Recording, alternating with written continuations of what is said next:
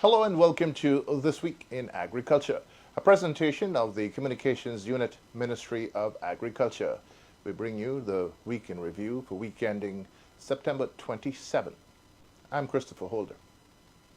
On this week's presentation, we see that Minister Mustafa has been very active, engaging all stakeholders in meetings, sharing with them government's vision for the next 5 years, the programs that will be rolled out, and the expectations of all stakeholders, contractors, engineers, heads of agencies, staff of the various agencies of the Ministry of Agriculture, all being engaged this past week as ministers sought to bring them up to date on what's expected of them, and of course the next 5 years. If we are to believe everything Minister has painted for us, it's going to be an exciting 5 years.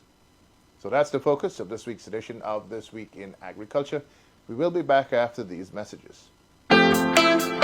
The Guyana Rice Development Board is integrating cutting-edge technology in rice farming. With the introduction of drones and GIS mapping, farmers can monitor their crops and make data-driven decisions. Through our Farmers Field School methodology, we provide comprehensive training to ensure farmers maximize the benefits of these technologies. As part of the project, GRDB has trained 8 drone pilots and 12 data analysts. The project was piloted at 9 Farmers Field Schools, with 3 located in Region 6, Crabwood Creek, Yakusari, Blackbush Boulder, and Lancaster, 3 in Region 2, Fairfield, Walton Hall, Henrietta, and 3 in Region 3, Windsor Forest, Good Hope, and Wakenham. To date, over 200 farmers have participated in the pilot areas and an additional 150 outside the pilot areas, with female farmers comprising 15% and young farmers 45%, representing 6% of the total farmers in the country. The Guyana Rice Development Board, pioneering the future of farming. A message from the Ministry of Agriculture.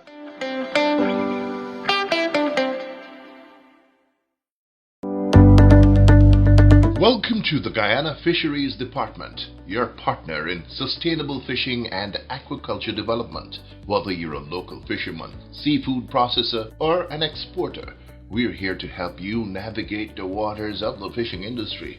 Need to register or license your fishing boat? Simply uplift the registration form from our Legal and Inspectorate unit.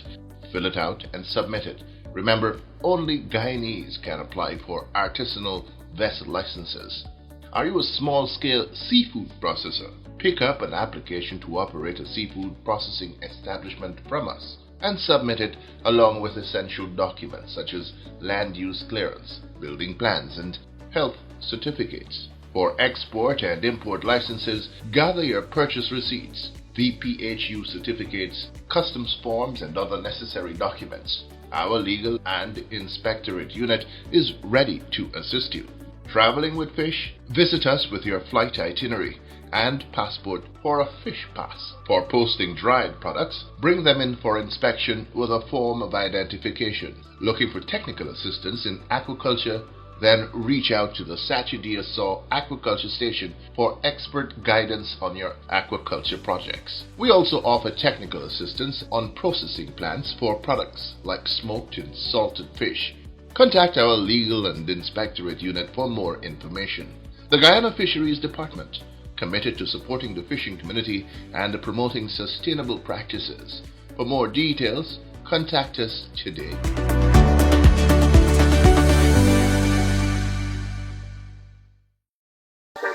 Guyana's government is committed to involving youth in agriculture through innovative initiatives like the Agriculture Innovative and Entrepreneurship Program. Launched in 2021, this program introduces youth to climate-smart techniques and high-value crop production. Over 300 shade houses have been constructed, empowering young people to grow crops like carrots, broccoli, and cauliflower. In 2023, Guyana expanded hydroponics farming, engaging over 300 youths in cultivating diverse crops from local and regional markets. Promoting agricultural science in secondary schools is also key. Investments in school farms, shade houses, and resources like chickens and aquaponics training enhance agricultural education. Through these initiatives, the government ensures youth are at the forefront of agricultural development. Join us in building a sustainable and prosperous future in agriculture. A message from the Ministry of Agriculture.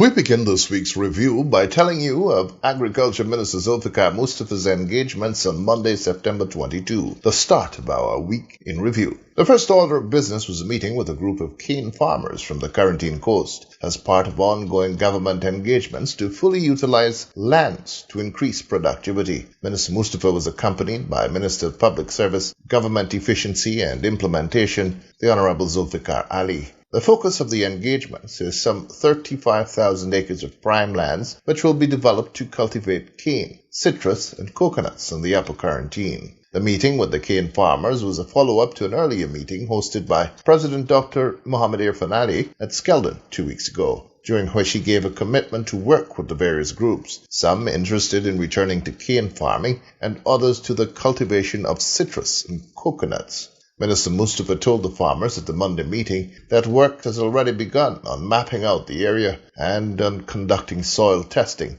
He said the private sector has also been engaged to construct a juice plant so that citrus being planted there can be extracted and processed into juices. This meeting that we have here is a meeting to deal with cane farmers and the Upper Quarantine and other farmers. The President would have met with a number of farmers last week at Skeldon, and he instructed myself and other ministers, Minister of Finance and Minister of Public Service and Government Implementation, to meet with these farmers today. And we have met with them. Now we have a number of farmers who indicated that they want to get involved back into cane cultivation. Some of them would have indicated that they will go into coconut and citrus production. We'll be working very closely with them. As a matter of fact, we already started mapping out the area in terms of soil testing. We are working with the private sector to develop the area in terms of building a juice plant up there, a juice factory up there, so that we can have the citrus being extracted, juice being extracted right up there. So generally the entire area there that the presidents talk about, the 35,000 acre, we are looking to develop that area there into various production, but we are looking back to go back into cane. Gaisuku have already started the cultivation of cane up there. Hopefully by the end of November, they could plant. They will be planting around approximately 1,000 hectares, with the eventual target being 5,000 hectares of cane will be cultivated by Gaisuku at Skeldon, and also within farmers coming on stream with approximately between 10 to 12,000 acres.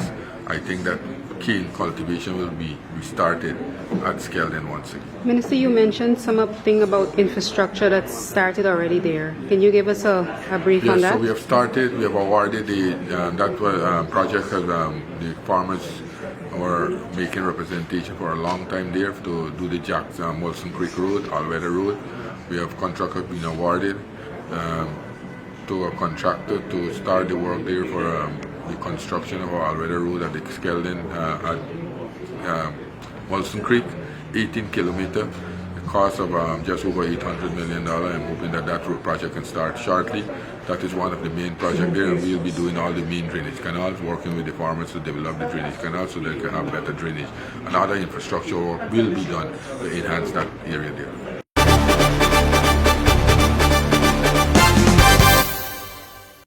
Also on Monday, the Agriculture Minister met with Suriname's First Gentleman, His Excellency Glenn Geerlings, who is the president of the board for the Stichting University of Science and Green Technology International Research for Innovation and Development, to discuss advances made in Guyana's agriculture sector. During the meeting, Minister Mustafa highlighted the tremendous progress Guyana has made over the last 5 years in expanding its agriculture sector. The minister told his guest that Guyana and Suriname have much scope for collaboration, especially in livestock production, an area in which Guyana has been making significant strides.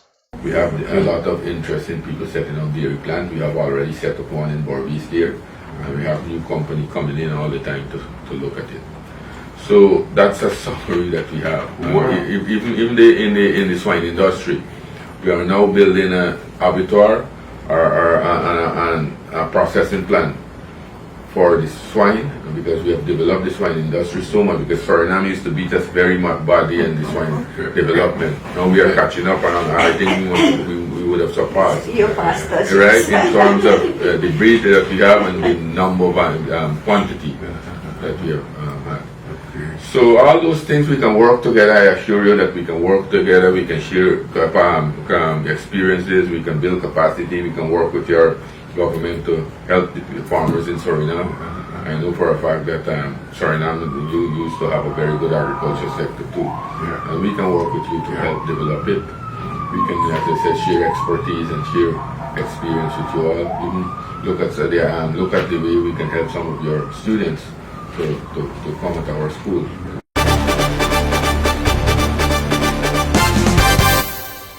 On Wednesday, Minister Mustafa met with a group of contractors currently executing projects under the National Drainage and Irrigation Authority, NDIA, to review progress and reinforce expectations for performance. During the meeting, Minister Mustafa stressed the importance of completing all projects within the contractual timeframes and in strict adherence to established infrastructural standards. He highlighted that flagship initiatives such as the construction of high-level Hope-like canals in Region 6, 5 and 3 are critical to the country's flood control and agricultural development efforts and must be delivered on schedule. It was also disclosed that tenders for the commencement of works on the Region 3 high-level Hope-like canals will be opened in the coming week. The Agriculture Minister encouraged contractors who are currently executing works on the high-level Hope-like Canal in Region 6 to take advantage of the current favorable weather conditions to advance critical works that are more difficult to execute during the rainy season.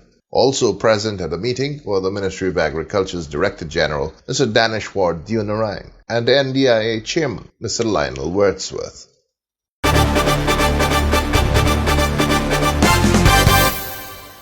On Wednesday also, Minister Mustafa met with the USDA's Caribbean Basin Agricultural Trade Office team, CIBATO, a delegation that included CIBATO's director, Ms. Catherine Woody, and CIBATO's international trade specialist, Mr. Omar Gonzalez. Discussions focused on Guyana's agricultural development plans and areas of mutual interest for future collaboration. Also present at the meeting were the ministry's Permanent Secretary, Ms. Duan Ellis, and the Director General, Mr. Daneshwar Deonarine. During the discussions, Minister Mustafa highlighted the innovative projects implemented over the last 5 years to strengthen Guyana's agriculture sector, as well as the government's plans to further modernize and expand the industry in line with national and regional food security goals. Both sides expressed an interest in exploring opportunities for partnership to support Guyana's agricultural transformation while strengthening ties between the USDA and the Ministry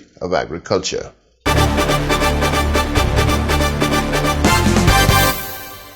Still on ministers' engagements, last Wednesday, engineers of the National Drainage and Irrigation Authority, NDIA, met with the Agriculture Minister. The discussion centered on strategies for ensuring the effective functioning of the agency. At that meeting, Minister Mustafa emphasized that as the primary entity responsible for delivering drainage and irrigation services and other critical infrastructure across the country, NDIA must operate with the highest levels of efficiency. He noted that new systems are being implemented to monitor projects more closely, ensuring that works are executed effectively and deliver maximum benefit to stakeholders. The minister further underscored the importance of community engagement and project planning, stressing that all initiatives must reflect the needs of local residents and farming communities. He also called for greater collaboration with other agencies to improve coordination and outcomes when executing projects nationwide. The Agriculture Minister also tasked the engineers to ensure that in view of the current dry weather, all infrastructure and machinery are in perfect working order. You have to look also what we are experiencing now. We are experiencing a mini drought period. We need to develop a plan how, if this continues, how we will satisfy the farmers in terms of irrigation. And also at the end of the year, closer to December, we've got a rainy season, what preparation we are making. Now I want you all to visit and ensure that all the structures are operable. All the pumps are working, all the sluices are in order, so that when time comes, especially in Georgetown, how many pumps we have in Georgetown? 13? 13 pumps. Huh? 13. So the two engineers, they all know City Hall problems, right? So I don't say that City Hall give you this trouble. Let us ensure that all the pumps are operable. When time comes, we can get it functioning. Also present at the meeting were the Ministry of Agriculture's Director General, Mr. Daneshwar Dionarai, NDIA Chairman, Mr. Lionel Wordsworth, and NDIA CEO, Acting Mr. Timothy Innes.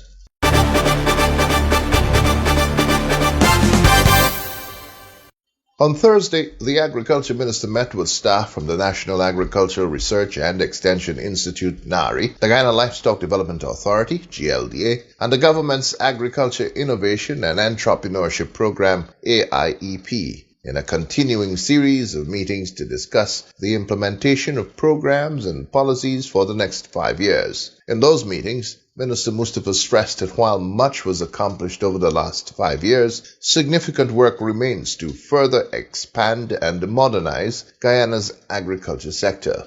At NARI, the minister emphasized that the institute remains the backbone of Guyana's agricultural innovation system and that the work of its staff directly impacts productivity, sustainability, and rural livelihoods. He underscored that the success of the sector depends heavily on its scientific leadership and practical solutions. You know that we are on a drive to diversify our economy. The traditional areas that we are in, we are moving to expand productions in those areas. Expand production, and we have embarked on a lot of new crops. And there you have to be, or you will play an important role. So NARI has very strategic importance for us. NARI is the backbone of Guyana's agricultural innovation system. And that tells us, if I'm saying that NARI is the backbone of Guyana's agricultural innovation system, that tells us the importance of NARI to achieve our objective in the agriculture sector. Your work directly impacts productivity, sustainability, and also livelihood, rural livelihood. People depend on you. You depend on NARI for us to guide them, for us to ensure that we help them to achieve what they set themselves for, especially farmers around the country. Over the years, I think that we will have to ensure also that the investment we have made, we utilize those equipment that we have purchased over the last 5 years to ensure that we bring out new crops, we help farmers to get better yield, and we also enlighten farmers in best practices. Guyana is the only country in the Caribbean that are changing, or that we are changing the face of agriculture, so to speak. Because if you look around the Caribbean, all the countries in CARICOM, they are having a lot of challenges in bringing young people into the agriculture system. Because in those countries, there is a perception that agriculture should be done by English people who do not have any major academic qualification. We are changing that. You know that we started this program with the Agriculture Innovative Entrepreneurship Program. And we are seeing more young people are coming into that program. We have to continue to expand it. We have to continue to expand it. We have advanced it more. We have moved from, we have continued building these shade houses across the country. But at the same time now we go for a step further, where we have built large hydroponics facilities. We already have three different regions, regions 2, 5, and 10. region 5 and 10, they have started to produce, and in Region 2 shortly that will come into operation. But these are major achievements for us. You have seen over the last 5 years, in a number of areas, we have expanded production, we have increased production, and a number of new crops we have started in various areas. So you might work here, but you might not feel that you are making a contribution towards those achievements that I just spoke about. But in reality, yes, that is why it's important that you take your work seriously. Come to work here, ensure that you deliver, and ensure that you deliver on your commitment. While engaging staff at the GLDA, Minister Mustafa stressed that the authority's policies and practices must be firmly grounded in science. He highlighted the need for modernizing and expanding genetics, breeding, animal health, biosecurity, and extension services. Our service that we are delivering must be expanded and modernized to ensure that our service reaches the farmers out there. That is why the investment that we are making, the investment is being made with the proposal that we would have received when we go out there and reach the farmers. We took those proposals on board and crafted the budget to suit those requests. So right now, the agencies within the Ministry of Agriculture, they are now doing a draft proposal that they will submit to me in the 2026 budget. We will do a lot of skills training, a lot of short courses. We will ensure that we can look at the working condition. The main focus is to grow this sector. And the only way we can grow the sector that the workers also have to be satisfied. You all agree with me? So as your minister, I will ensure that we work towards that. But at the same time, you have to ensure that we work towards achieving the outcome and the goal that we've set ourselves. Right? So both ways we have to work. Both ways we have to work. I want us to work as a big team. Teamwork is important. GLDA must be seen as a team. We have Team GLDA. And when I come here as minister, I want to see Team GLDA. I don't want to see Dr. Wall run alone. Y'all agree with me? I want to see all these young ladies must be part of our activities. When I come to an activity, I want to see all the staff.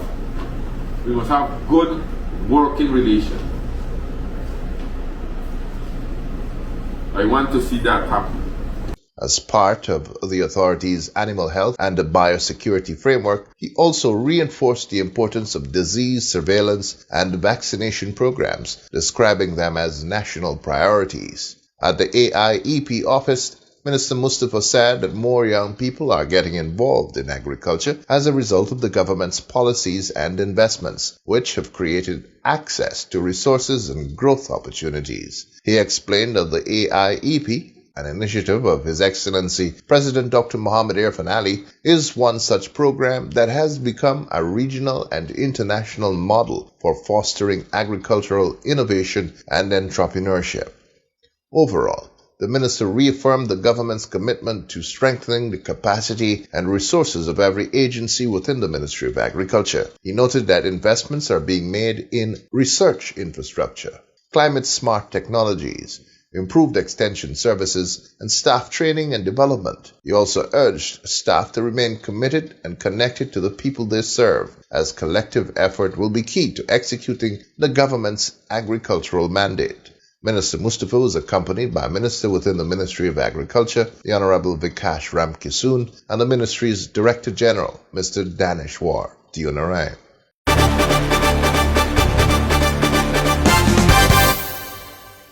On Thursday evening, Agriculture Minister Mustafa attended the second night of the annual Heritage Games at the Everest Cricket Club ground, where he interacted with vendors, patrons, and athletes who traveled from various hinterland regions to participate in the event. Minister Mustafa commended the athletes and participants for showcasing their talents and culture, while also taking the opportunity to engage with vendors and patrons who play an important role in supporting the festivities.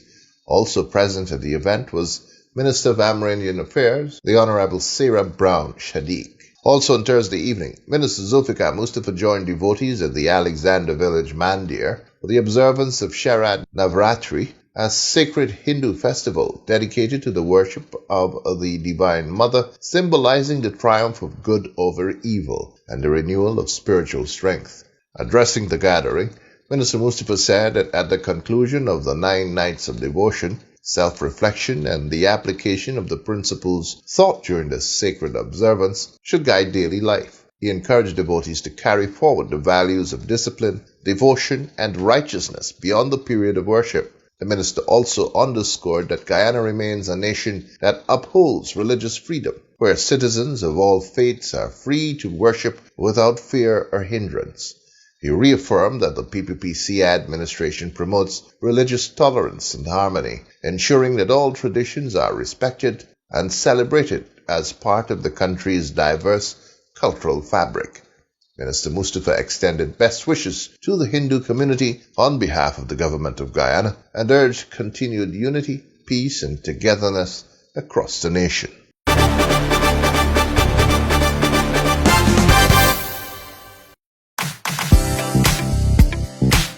Farmers, did you know that registering with the Ministry of Agriculture helps shape the future of agriculture in our country? Your registration provides critical data on crop types, farming activities, and regional needs, guiding the development of effective agricultural strategies. Plus, it strengthens market access by ensuring your products meet international standards, opening doors to new opportunities. Register now and be part of the data-driven agricultural revolution.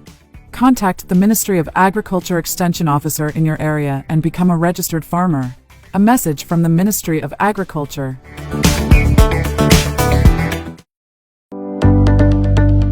Welcome to the Guyana Fisheries Department, your partner in sustainable fishing and aquaculture development. Whether you're a local fisherman, seafood processor, or an exporter, we're here to help you navigate the waters of the fishing industry.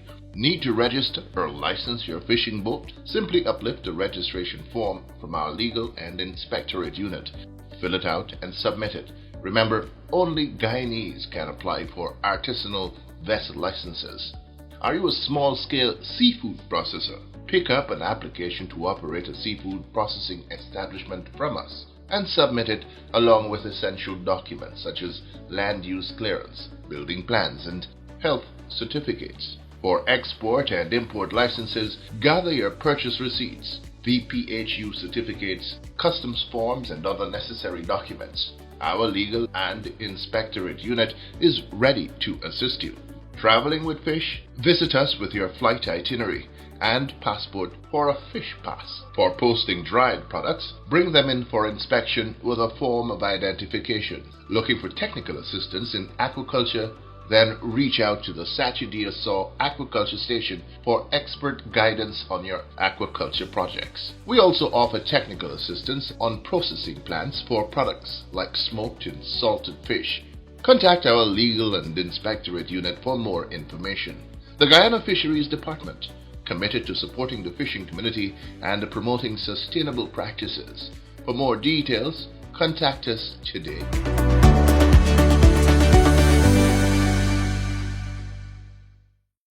Well, that's all the time we have on this week's edition of This Week in Agriculture, a presentation of the Communications Unit, Ministry of Agriculture. You know, October is just around the corner. It's just a matter of days away. We begin celebrating Agriculture Month. Of course, it's a new government, so we will be off to perhaps a late start, but it will get going very quickly. October 1 is on Wednesday, I believe, and so the activities for Agriculture Month will get underway soon after that. So we'll be bringing you up to date on those activities as they occur. We will have the schedule of events posted in the coming week, so you'll be able to familiarize yourself with the schedule once they're posted. So look out. Lots of great things happening for Agriculture Month, and you are, of course, welcome to participate in those events. Until next time, then, I'm Christopher Holder saying so long. See you around.